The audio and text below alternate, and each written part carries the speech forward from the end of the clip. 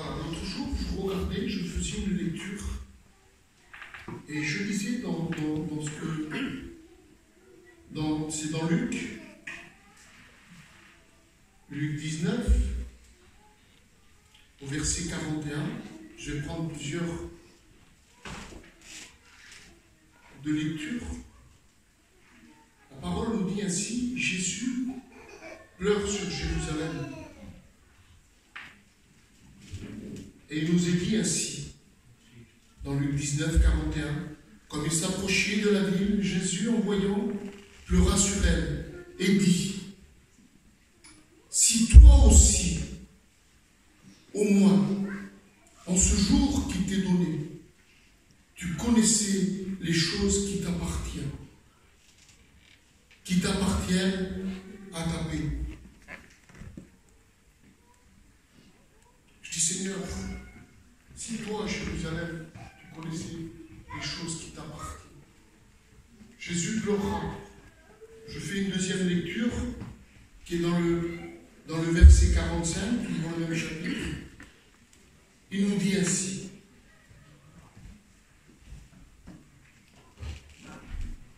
Il entra dans le temple et se mit à chasser ceux qui vendaient, leur disant, il est écrit, ma maison sera appelée une maison de prière, mais vous en avez fait une caverne de voleurs. Et là, j'imaginais Jésus pleurant sur Jérusalem, entrer dans ce temple et tout détruire. Jeter tout le monde dehors. Il nous est dit qu'il se fit avec une corde à fouet. Et il dit qu'il chassa tout ce qui vendait des bœufs, ceux qui étaient des échangeurs de monnaie. Et là, j'imaginais, je dis, Seigneur, je dis, les gens, qu'est-ce qu'ils ont pu penser? On voit toujours Jésus comme l'amour. Jésus est amour. Ouais. Mais là, si nous voyons de quelle manière Jésus vient, il nous est dit ainsi que les Juifs vont venir, ils vont lui dire. Mais qu'est-ce que tu nous montres en faisant cela? Qu'est-ce que tu nous apprends à faire cela? Et là, je réalisais quelque chose de très grand. Le Seigneur va dire dans Matthieu, chapitre 13, au verset 10, il nous est dit ainsi. Il nous est dit que les disciples s'approchèrent et lui dirent, pourquoi leur parles-tu en parabole? Et Jésus répondit, parce qu'il vous a été donné de connaître le mystère du royaume des cieux et que cela ne leur a pas été donné. Car on donnera à celui qui a et il sera dans l'abondance. Mais à celui qui n'a pas, il ôtera même ce qu'il a. Amen. Donc là, j'imaginais Jésus dans ce temple en les chassant tous. Mais en réalité, Jésus, nous le connaissons par son amour. Aujourd'hui, je vais partir du temps de Jésus au temps d'aujourd'hui. Le temps d'aujourd'hui, qu'est-ce qu'il passe, mes frères, mes sœurs, mon ami qui est ici, que peut-être ne connaît pas encore le Seigneur, je dis toujours que la porte est ouverte. Et ce lieu où tu te trouves, c'est un lieu redoutable. Pourquoi? Parce que Jésus s'y trouve. Il dit que si tu cries d'un cœur vrai, il est celui qui va changer ta vie. Se convertir, c'est une chose, mais naître de nouveau, c'en est une autre. Et quand je prends ce texte qui va dire, il vous a été donné de connaître le mystère des royaumes des cieux. Ces hommes qui étaient dans ce temple, qui vendaient, qui échangeaient les monnaies, qui faisaient n'importe quoi, ils avaient fait du temple de prière qui était le temple de Dieu, ils en avaient fait une caverne de voleurs. Et là, nous voyons que Jésus va venir, il va les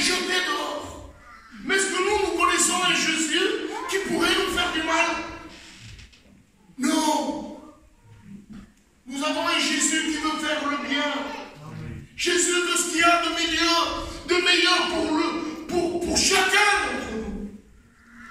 Et là, je réalisais à travers cette lecture, et je disais, Seigneur, tu parles avec ces hommes, tu les mets dehors. Mais quand tu parles de ce temple, toi tu dis que tu nous as fait connaître, on a eu la grâce de connaître le mystère du royaume des cieux. Pour cela, je te dis que tu es au bon endroit. Aujourd'hui, si nous sommes là, vous comprenez bien que ce n'est pas par nos capacités d'homme, comme l'a prié l'ancien. Si nous sommes là, c'est parce que Dieu a fait grâce à nos vies. Et il nous a fait grâce de nous faire connaître les mystères du royaume des cieux. Il a fait de nous, la parole dit, le temple du Saint-Esprit. L'Esprit de Dieu demeure en nous. C'est la raison pourquoi nous sommes ici. C'est parce que le Seigneur s'est fait connaître à nos vies et nous marchons à travers l'Esprit de Dieu. Ce que le Seigneur veut nous faire comprendre, peut-être pas ici, mais chez nous, il y a beaucoup de gens qui sont détournés de nos églises. Pourquoi ils se sont détournés de nos églises? Parce qu'ils ont laissé entrer des choses qu'il ne fallait pas qu'ils rentrent. De ce qui était du temple du Saint-Esprit de leur vie, ils en ont fait une caverne de voleurs. Ils ne s'en ont pas rendu compte. Je parlais l'autre jour avec un frère et il me disait, t'imagines qu'ils vont même jusqu'à faire le jeûne de Daniel. Je dis, Seigneur, je dis alors c'est qu'ils croient à quelque chose. Ils se sont enlevés de nos églises, mais s'ils font cela, c'est parce qu'ils sont arrivés à croire à quelque chose. Pourquoi ils vont faire le jeûne de Daniel? C'est parce qu'ils croient à ce qu'il y a. Mais ce qui s'est passé dans leur cœur, c'est qu'ils ont laissé comme dans ce temple de Jérusalem entrer des choses. Et de ce qui était de ce temple de prière de Jésus, ils en ont fait une caverne de voleurs. Mais comment ils l'ont fait? Le titre. Le Seigneur nous dit dans sa parole, je reviens à chaque fois à la même chose, il dit, je vous ai fait connaître le mystère des royaumes des cieux. Alléluia. Alléluia. Amen. Nous sommes le temple du Saint-Esprit. Il nous a fait connaître son royaume. Nous vivons ici-bas un avant-goût de ce qui nous attend dans les cieux. Mais lui, ce qu'il ne veut pas, comme il a pu le dire, et comme il est rentré, il a chassé tous ces hommes. Je reviens à ce que je disais tout à l'heure. Ceux qui s'éloignent, qu'aujourd'hui font des jeûnes de 21 jours, croient être dans une direction de Dieu. Mais en réalité, ils sont en train de vivre une vie hors de Dieu. Parce qu'ils sont en train d'alimenter ce qui leur convient. Ce qu'ils alimentent, c'est leur chair. Ce qu'ils alimentent, c'est ce qu'à eux leur intéresse. Et le Seigneur va venir et il va nous dire, mais ne savez-vous pas que vous êtes le temple du Saint-Esprit? Le Seigneur, ce que veut nous avertir aujourd'hui, c'est qu'il ne veut pas qu'il fasse de ce qu'il a fait de nous un temple, comme il a été fait à Jérusalem dans ce temple. Il veut qu'à l'intérieur de nous, il ne vienne pas à entrer des choses qui soient contre lui. Parce qu'aujourd'hui, c'est ce que nous vivons. Aujourd'hui, nous sommes en train de vivre une vie que si nous ne sommes pas sensibles à ce qui est de l'Esprit Saint, nous demeurons des hommes comme les autres. Des grands hommes de la Bible se sont éloignés de Dieu parce qu'ils n'ont pas veillé. Aujourd'hui, le Seigneur nous appelle à veiller. Mes frères, mes sœurs, le Seigneur nous appelle à vivre une vie de ce que nous avons reçu. Non pas de ce que nous vivions avant. Il nous a arrachés du feu. J'ai vécu dans le monde pendant des années. Je ne veux pas rentrer dans ce que j'étais. Je veux parler de ce que je suis aujourd'hui. Amen. Il m'a arraché. Mais pourquoi aujourd'hui je vis la vie de Dieu? Ce n'est pas par mes capacités. Mes capacités m'appelaient à faire le contraire. Mes capacités m'appelaient à faire ce temple de vendre, d'échanger, de faire une vie à la volonté du diable, excusez-moi de le dire, mais je suis obligé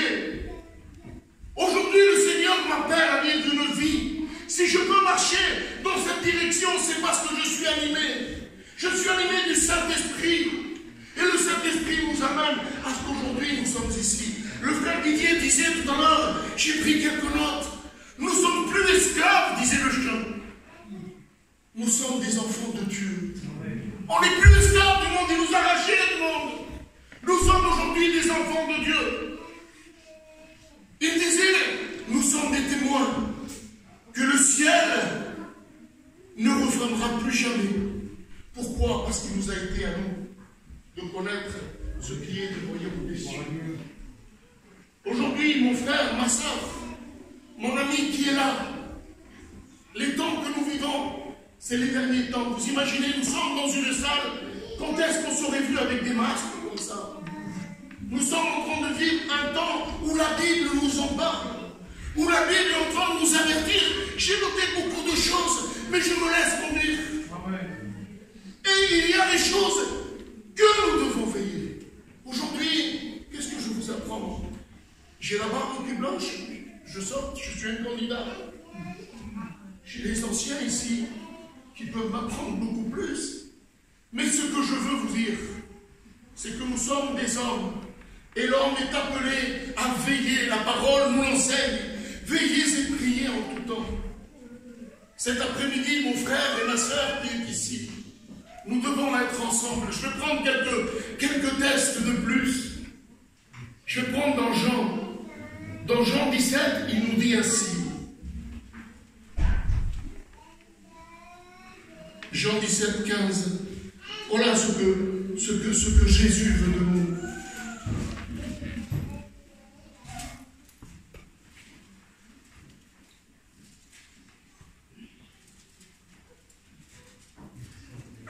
Excusez-moi. Il dit ainsi. Il dit, j'ai pu connaître ton nom aux hommes que tu m'as donnés du milieu du monde. Et ils étaient à toi. Et tu me les as donnés. Ils ont gardé ta parole. Maintenant, ils ont connu que ce que tu m'as donné vient de toi. Amen. Aujourd'hui, nous, on peut connaître que ce que nous avons reçu vient de Dieu. Parce que comme je viens de l'expliquer, j'étais dans le monde et le Seigneur m'a sorti. Aujourd'hui, je peux dire que le Seigneur a fait de moi une nouvelle créature. Et la parole me le confirme. 17, 6. Dans le verset, Jean 17, au verset 15, il dit, je ne te prie pas de le préserver du mal. Ils ne sont pas du monde. Comme moi, je ne suis pas du monde. Sanctifie-les par la vérité. Ta parole est la vérité comme tu m'as envoyé dans le monde et je l'ai aussi envoyé. Je les ai aussi envoyés dans le monde. Et je me sanctifie moi-même pour eux afin que eux aussi soient sanctifiés par la vérité. Amen. Qu'est-ce qu'est la sanctification? La sanctification, eh bien, c'est une grâce. La sanctification, c'est de marcher dans ce que lui, il veut. C'est-à-dire que si nous allons tomber, il faut se relever et ne pas dire non, je veux rester dans cet endroit. Le Seigneur dit, j'ai créé l'homme à mon image. Il n'a pas créé l'homme pour qu'il vive dans le monde. Il a créé l'homme pour qu'il vise auprès de lui. Et aujourd'hui, à nous, il nous a fait connaître, il nous a donné de connaître le mystère du royaume de Dieu. Mais par la sanctification. Qui mieux que vous peut le savoir? Parce qu'il dit que s'il a fait de moi le temple du Saint-Esprit, vous êtes le temple du Saint-Esprit. Qui mieux que le Saint-Esprit vous rappellera quand vous votez ou quand vous faites quelque chose qui ne va pas? Soyons vigilants, mes frères, mes sœurs. Gardons ce que nous avons reçu. Et Dieu soit béni. Dans Jean 4, 24, il dit ainsi, Dieu est esprit, et il faut que ceux qui l'adorent en esprit et en vérité. Dans Jean 2, 17, il dit ainsi, c'est ce que je vous ai dit tout à l'heure. Dieu soit béni. Que Dieu soit béni. Vous êtes toujours avec moi? Amen. Gloria a Dieu. Les Juifs le regardèrent et lui dirent, quel miracle nous montres-tu en faisant ce que tu fais? Il les jeta à tous dehors. Mais le Seigneur, le miracle qu'il nous fait, c'est qu'aujourd'hui, nous arrivons à comprendre cette parole pour nous. Parce que sans cette parole, mon frère, sans ce que nous vivons, il n'y a rien. Qu'est-ce qu'il y a aujourd'hui? Ce que lui, il veut, c'est qu'on ne vienne pas détruire ce que nous avons reçu. Lui, ce qu'il veut, c'est qu'on ne suive pas à ce qu'on est. Il dit, vous êtes le temple du Saint-Esprit. Nous sommes aimés de l'Esprit de Dieu. Aujourd'hui, nous marchons. Et lui, ce qu'il ne veut pas, c'est qu'on veille. Comme aujourd'hui, nous voyons à travers tous ces hommes, à travers tous ceux qui s'enlèvent. Ne croyez pas que pendant un temps, ils ont dû penser comme nous. Parce que je ne vais pas dire qu'ils n'ont pas reçu Dieu. Non, ils ont reçu Dieu, comme nous avons reçu. Mais ils n'ont pas veillé. Le Seigneur nous avertit de quelle manière. Je ne veux pas que vous faites comme ces hommes qui étaient dans ce temple, qui étaient devenus des vendeurs, des marchands qui s'échangeaient leur monnaie. Il dit non, aujourd'hui nous vivons le temps présent et nous voyons ce qui se passe autour de nous. Nous voyons que le Seigneur est à la porte, que le Seigneur va revenir. Mais il dit veillez, veillez, soyez sensibles à ce que je dis en vous.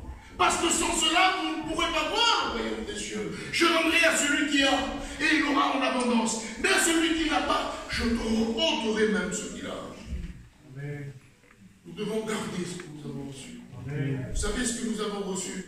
Nous avons reçu un cadeau immérité. C'est la grâce, je dis toujours que cela, que lui, il revienne.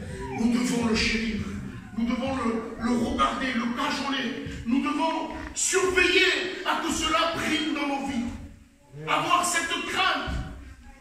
Parce que sans cette crainte et sans regarder ce que nous avons reçu, nous restons des hommes. Nous pouvons nous éloigner très vite. Moi le premier, que cet après-midi, je vous annonce ce que le Seigneur a mis sur nos cœurs. Alors le Seigneur m'avertit. Vous êtes mes frères, vous êtes mes sœurs. Et toi qui es là, mon frère, ma sœur, mon ami, toi qui es là, qui ne connais pas encore le Seigneur, je te dis, comme je l'ai dit au début, tu es dans un endroit où la parole de Dieu est annoncée. Et la parole de Dieu ne ment pas. Elle nous dit, 2 ou 3 en mon nom, je suis au milieu. Le jour où il s'est fait connaître à ma vie, j'ai crié. Le frère a dit que quand le malheureux crie, l'Éternel l'entend. Cet après-midi, crie à Dieu, parce que nous vivons les derniers temps. Et il se fera quelque chose d'extraordinaire dans ta vie. Et après, veille à ce que tu as reçu. Je ne vais pas vous prendre plus de temps. Je crois qu'on va incliner nos têtes et nous allons prier le Seigneur. Que Dieu soit béni. Amen.